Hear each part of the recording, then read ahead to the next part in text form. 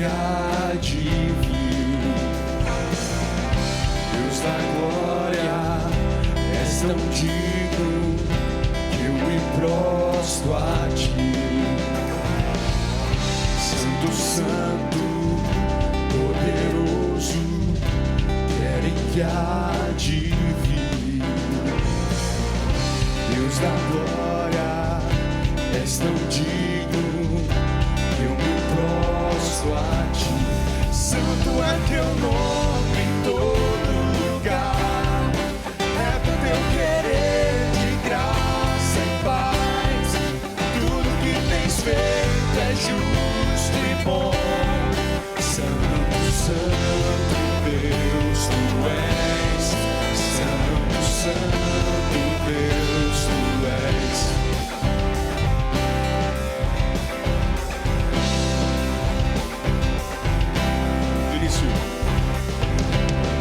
Santo, Santo, poderoso, querem que há de vir. Deus da glória, és tão digno, eu me prostro a ti. Santo é teu nome em todo lugar, é do teu querer de graça e paz. Tudo que tens feito é justo e bom. Santo, Santo Deus, tu és. Santo, Santo Deus, tu és. A honra, a glória pertencem a ti. O poder e o saber são teus.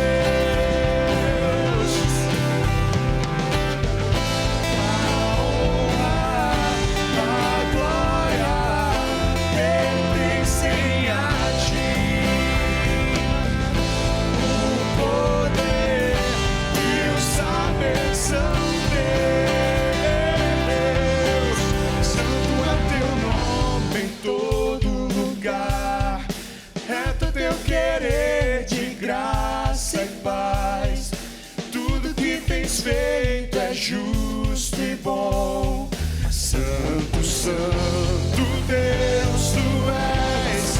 Santo é teu nome em todo lugar, é do teu querer de graça e paz. Tudo que tens feito é justo e bom. Santo, Santo Deus, tu és. Santo, Santo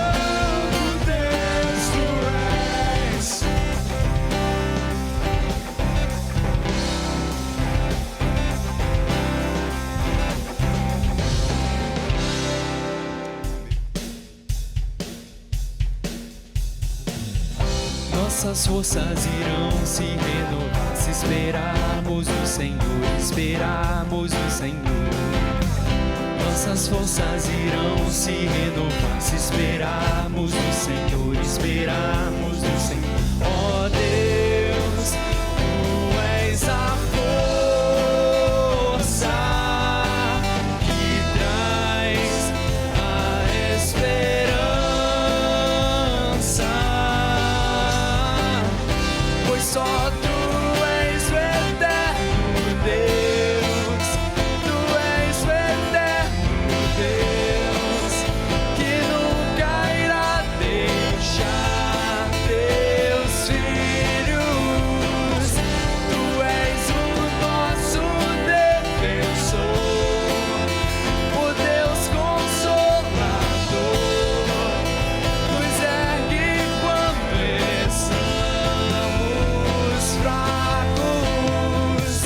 nossas forças irão se renovar se esperarmos o Senhor, esperarmos o Senhor. Nossas forças irão se renovar se esperarmos o Senhor, esperarmos o Senhor. Ó Deus, tu és a força que traz a esperança.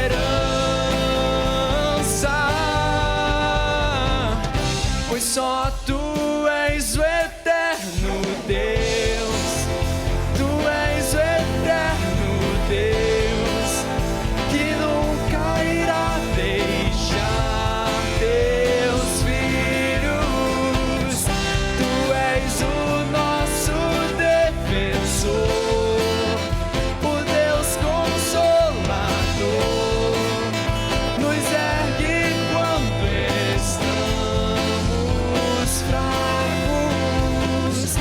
Nossas forças irão se renovar se esperarmos no Senhor, esperarmos no Senhor.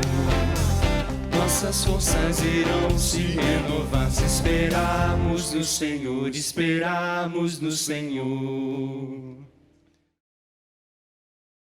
Olá, meus irmãos da CIB, tudo bem? Um prazer ter você aqui para a gente poder dar sequência nas nossas reflexões de quarta-feira, nesse momento da sequência que nós estamos estudando e aprendendo e refletindo também sobre o que alguns autores têm para dizer sobre temas importantes da vida cristã, sobre as Escrituras, e dessa vez a gente está acompanhando junto algumas reflexões que o autor Dane Ortlund tem feito no livro Santificação Profunda, falando sobre esse processo de santificação que todo crente é submetido por obra do Espírito, mas sendo capacitado por Ele para desenvolver cada vez mais um caráter parecido com o de Cristo. Então eu te convido a começar a concentrar o seu coração, a sua mente, se você estiver fazendo isso em família também, já sentarem juntos aí para a gente acompanhar o que o autor tem para nos ensinar e pastorear também, em certo sentido, nessa sequência. Bom, e nesse capítulo especificamente, que é o que a gente vai olhar hoje, o capítulo 6, o Dane Ortlund vai falar sobre um tema, né? Esse caminho para a santificação, ou nesse caminho da santificação, que costumeiramente a gente tem como se fosse algo muito basilar, muito simples, né? E algo tomado como sendo algo que todo mundo já meio que domina, né? De alguma forma, e a gente não pensa muito sobre algumas formas de violar essa característica ou esse princípio, que é a honestidade, né? Costumeiramente nas nossas relações, nos nossos relacionamentos, a gente já se assume, né, em geral, que todo mundo ali está sendo honesto com o que está falando, está sendo real e verdadeiro com o que está falando, e mais ainda, a gente assume que as vezes em que nós faltamos com honestidade para com os outros, elas não são tão assim, não são vezes assim tão impactantes, né? Não são situações em que a gente deve olhar para o nosso coração e entender realmente se a gente está falando aquilo ou agindo de forma honesta para com os outros. Só que isso é muito perigoso de assumir, é muito complicado assumir esse comportamento, porque nós somos corpo de Cristo, né?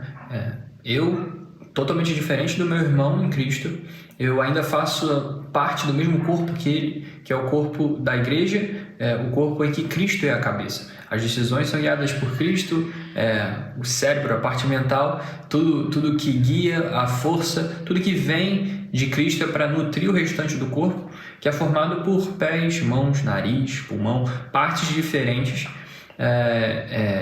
que são diferentes entre si, mas que relacionam-se umas com as outras e precisam dessa unidade, precisam dessa integralidade muito bem estabelecida para que o corpo funcione bem de toda forma. Então, a honestidade vai ser um elo, um link que vai conectar essas partes do corpo de uma forma extremamente importante e essencial. Então, se faz muito necessário que a gente reflita sobre o quão realmente honestos nós temos sido nos nossos relacionamentos, né, com os nossos irmãos, que são parte do mesmo corpo que nós, o corpo de Cristo, o corpo que é a igreja. Bom, para falar sobre esse tema, o autor vai usar uma passagem que a gente não costuma associar a honestidade uns com os outros, né? Mas eu achei muito interessante os insights que ele trouxe e quero pensar junto com você nesse texto e nessas aplicações e observações que o autor fez. Está lá em 1 João, capítulo 1, versículos 5 até o versículo 10.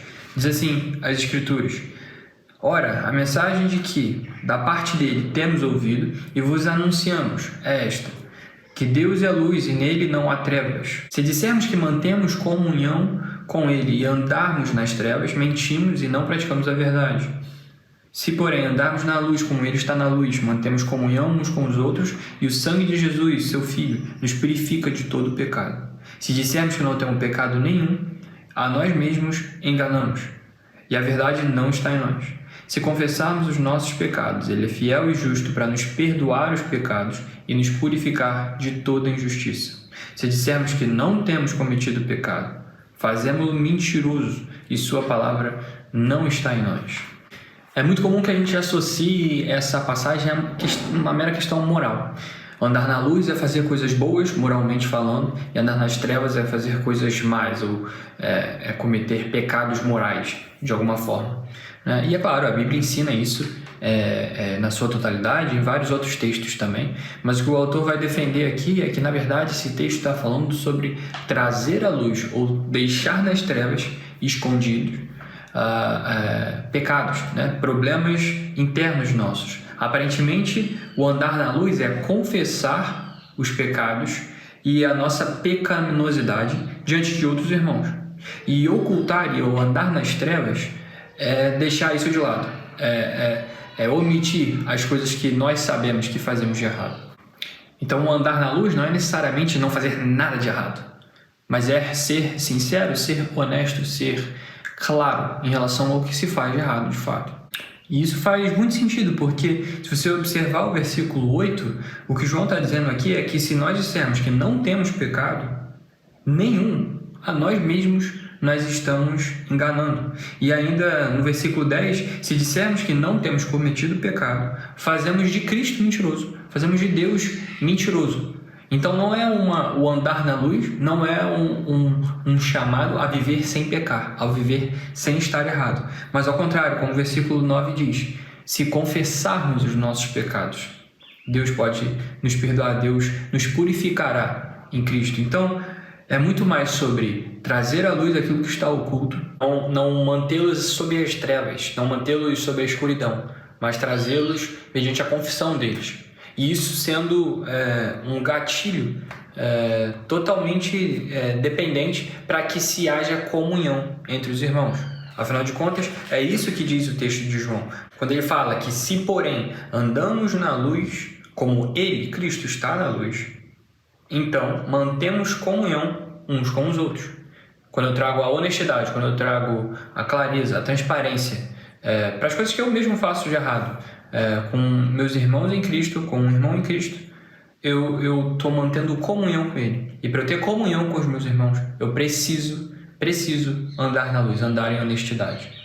O autor vai resumir isso muito bem num trecho que eu vou ler rapidamente aqui. Ele diz: você restringirá o seu crescimento se não realizar ao longo da vida a obra dolorosa, humilhante, mas libertadora de trazer alegremente os seus pecados das trevas do sigilo para a luz do reconhecimento diante de um irmão ou irmã em Cristo.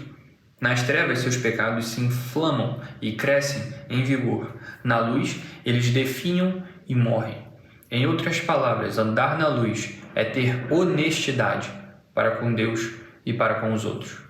Interessante, né? Pensar nesse texto de João sobre essa ótica, sobre como é necessário andar na luz de forma clara, fazer o que a luz de fato faz, dar clareza às coisas, mostrar as coisas como elas de fato são, e que esse fator honestidade é algo essencial para que a gente ande na luz, confessando os nossos pecados, sem máscaras, sem maquiagem, diante dos nossos irmãos, diante das outras pessoas, para que a gente possa assim ter comunhão com eles e também com Deus. Então, de fato, a honestidade se faz muito importante. Mas ele também vai citar sobre dois tipos diferentes de desonestidade, olhando pela ótica contrária, né? Porque, costumeiramente, a gente vai associar a honestidade ou a desonestidade ao falar uma mentira, ou ao não dizer aquilo que é verdadeiro. Mas, na verdade, existem dois tipos que a gente pode parar para pensar e entender o quão costumeiramente e frequentemente a gente cai em um deles, né? Existe a desonestidade totalmente explícita, aquela que eu falo para você que eu fiz e acontecia em algum aspecto, que eu fiz alguma coisa e não fiz, e nisso eu estou sendo desonesto explicitamente, estou falando algo que não é verdadeiro. Mas existe também a desonestidade implícita, aquela que costumeiramente eu acredito que a gente tenha mais dificuldade de lutar contra, pelo menos eu, né? Que é uma desonestidade que é bem mais sutil, bem mais comum de se ver. É uma projeção que a gente tenta passar para as outras pessoas com base nas nossas atitudes, na nossa postura, na forma da gente se comportar. É algo que não necessariamente é dito com palavras, mas é uma aparente aura né, de sucesso moral, alguém que não erra nunca, uma aparente aura de perfeição, alguém que sempre faz aquilo que é certo, sempre toma as decisões corretas. E quando a gente tenta passar essa impressão para os outros, mesmo sabendo os pecados ocultos em nós, a gente está sendo desonesto. Isso é algo difícil, né, da gente encontrar e mapear de forma sincera, de coração, olhando para os nossos próprios relacionamentos. Mas é essencial que a gente faça isso, porque o texto que a gente acabou de ler, ele vai dizer que essa honestidade, que é exatamente o inverso dessa desonestidade que a gente acabou de falar, essa tarefa, essa necessidade que nós temos de trazer as coisas para a luz, para que possamos ter algo, ela vai nos trazer dois resultados que são essenciais para a nossa vida cristã. Agir como se nós estivéssemos, ou de fato estando na luz, agir com clareza, com transparência. O texto nos diz que existem dois resultados específicos para isso. Nós temos comunhão uns com os outros, a gente pode se relacionar aberta e livremente com os outros. E dois, o sangue de Jesus, a gente pode ter a confiança de que o sangue de Jesus, ele nos purifica de todo o pecado, a gente pode sentir de fato lavado por esse perdão do sangue de Jesus. Falando um pouquinho sobre cada uma dessas implicações, falando sobre a primeira, então, sobre como andar na luz e trazer honestidade nos nossos relacionamentos, nos ajuda ou nos dá como resultado ter comunhão uns com os outros, né? O autor vai falar sobre muito como essa ideia de que ser um corpo deve ser sempre mantida em mente, entendendo que nós precisamos nos relacionar uns com os outros, e quando nós fazemos isso dentro do contexto da igreja, dentro do contexto do corpo de Cristo, com honestidade, com clareza, a gente derruba as paredes que existem entre os nossos relacionamentos. Eu me mostro na realidade como eu sou para você, e você se mostra na sua realidade como você é para mim, e isso gera uma conexão entre nós, gera uma integralidade do nosso relacionamento, que é algo que só o Evangelho de Cristo pode proporcionar. Isso é libertador, meus irmãos. Isso é libertador para que a gente possa se alegrar com os outros, porque afinal de contas, quando a gente tem algo para se alegrar e se alegra sozinho, ela continua sendo uma alegria, mas se a gente pode se alegrar com outras pessoas, ou quando outras pessoas têm alegrias que a gente pode compartilhar dessas alegrias com ela, isso ganha um poder exponencial, né? De exultação, de louvor ao nome de Deus. E pelo outro lado também, quando a gente está triste, quando a gente está mal, quando a gente está nos nossos dias ruins, essa honestidade nos relacionamentos nos capacita a ter outras pessoas conosco, e vice-versa. Quando outras pessoas estão nessa situação, a gente pode ir até elas, porque sabemos e a conhecemos como elas de fato são, de forma honesta. E o estar sozinho, de fato, estar sozinho sem ninguém, a dor, ela é muito potencializada, assim como a alegria é potencializada quando estamos com outros. Quando eu estou sozinho na dor, na tristeza, aquilo ali ganha muita força, e quando eu estou com outra pessoa, quando tem mais alguém caminhando comigo em honestidade, em transparência, essa dor é severamente diminuída, ela é severamente abafada. E é verdade que em algum aspecto a gente sempre vai falhar um pouco nesse campo, porque nós ainda somos imperfeitos, ainda somos corrompidos pelo pecado. Mas em Cristo nós podemos já viver um estilo de vida não perfeito nesse sentido, mas pelo menos verdadeiro, pelo menos real, onde a gente já consegue ter relacionamentos restaurados e relacionamentos honestos aqui na Terra, sem precisar esperar pelo tempo em que, se Deus quiser, e Ele já nos prometeu que assim será, nós não precisaremos nos preocupar em sermos honestos uns com os outros, porque a corrupção, o pecado, o engano terá sido tirado do nosso coração, e a gente viverá as nossas relações perfeitamente uns com os outros e com Cristo na eternidade, nos novos céus e na nova terra. Mas enquanto isso não chega, a gente já pode viver essa realidade não de forma perfeita, mas pelo menos verdadeira, mediante o Evangelho de Cristo. E o segundo resultado de andar na luz, de andar em honestidade para com os outros e para com Deus, é que nós podemos sentir e apreciar a purificação de Cristo. Jesus nos lava do nosso pecado. O que isso quer dizer exatamente? Bom, o outro também vai dizer um trecho aqui que resume muito bem, e eu acredito que oferece toda a explicação que a gente precisa para entender o que é ser purificado ao andar na luz. Ele diz assim: Jesus ofereceu a sua própria vida a fim de que todos aqueles que desejam que o sangue de Jesus substitua o derramamento de seu próprio sangue tenham seu destino eterno determinado por essa transação substitutiva. É assim que o sangue de Jesus nos purifica. Ou é o sangue de Jesus, ou é o nosso. A justiça de Deus tem que ser feita, tem que ser satisfeita. Se o sangue de Jesus é derramado em meu benefício, então a ira do Pai é satisfeita e eu fico livre. O resultado disso é a purificação, a qual constitui uma forma de entendermos essa transição. Jesus, o limpo, foi tratado como sujo, para que eu, o sujo, seja tratado como limpo. Essa é uma resposta maravilhosa, meus irmãos, que o Evangelho dá a esse senso de que a gente tem, que a gente ainda é sujo por dentro. E de fato a gente foi corrompido pelo pecado no nosso ser interior, mas Cristo, mediante o Evangelho, mediante sua morte e ressurreição na cruz, nos lavou do nosso pecado.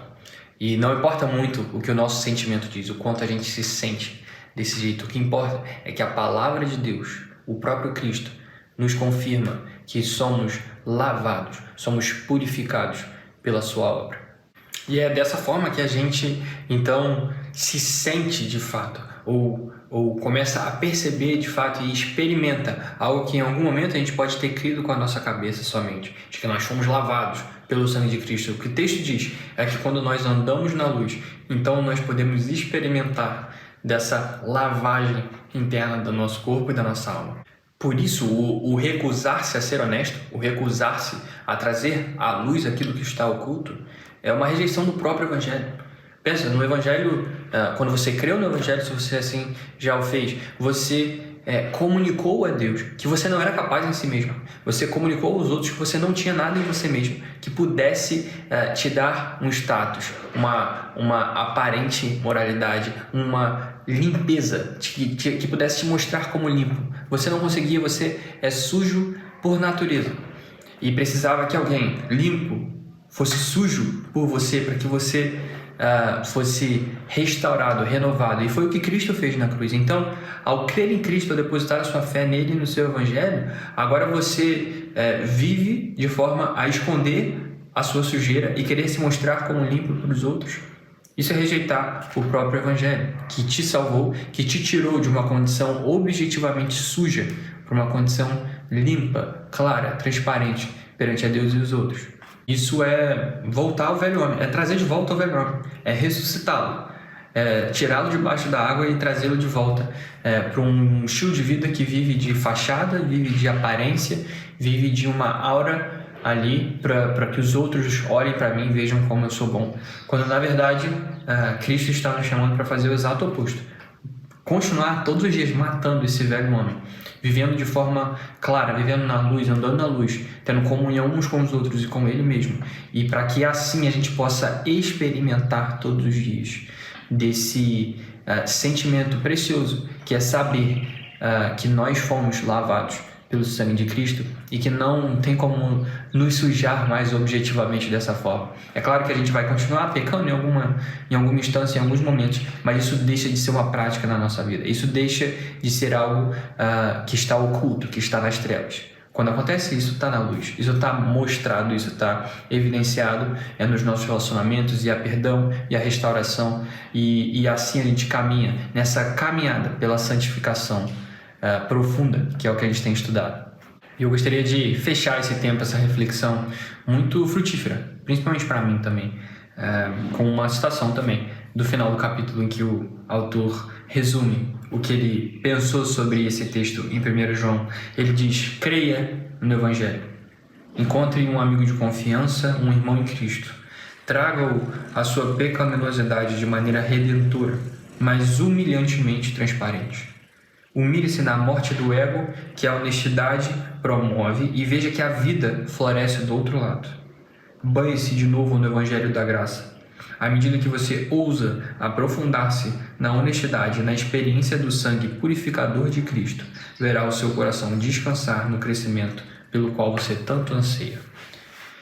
Com isso, eu gostaria de, em espírito de oração, pedir para que Deus nos ajude nisso, né, meus irmãos? Porque realmente é uma pressão diária que nós vivemos por querer sempre mostrar a imagem perfeita. querer mostrar que somos infalíveis. E o que a palavra de Deus está nos ensinando, e que a gente aprendeu aqui hoje pela reflexão do Dane Ortlund, é que o caminho para a santificação, o caminho para o crescimento, que a gente muitas das vezes não sabe por que ele está acontecendo, se encontra na luz, não se encontra nas trevas. Então que a gente possa viver relacionamentos honestos com os nossos irmãos, encontrar um irmão, encontrar uma irmã, dependendo do seu gênero, obviamente, com quem você pode compartilhar da sua própria pecaminosidade. Lembre-se, ele também é pecador, ele não vai achar que você é um alienígena por isso.